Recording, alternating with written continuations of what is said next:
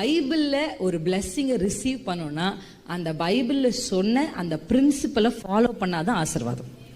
அல்லேலூயா. நல்லா தெரிஞ்சுக்கோங்க, வேதம் தெரியாதவர்கள் கூட வேதத்தில் இருக்கிற அந்த கட்டளைகளை கீழ்ப்படிஞ்சு அவங்க ஆசீர்வதிக்கப்படுவாங்க. பார்த்துருக்கீங்களா?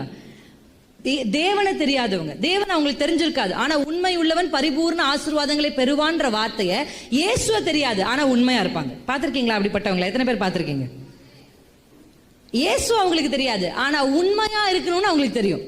அவங்க மனசாட்சியின்படி உண்மையா இருப்பாங்க. கர்த்தர் அவர்களை பரிபூர்ணமா ஆசீர்வதிச்சிருப்பார். ஆமென்.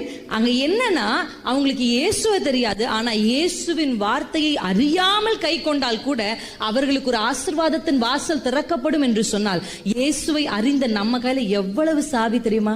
சாவி கொத்து நம்ம கையில கர்த்தர் கொடுத்திருக்கிறார். நம்ம எல்லாம் மகாராணிங்க, மகாராஜாக்கள். ஆமென். இந்த வேதம் ஒரு சாவி கொத்து.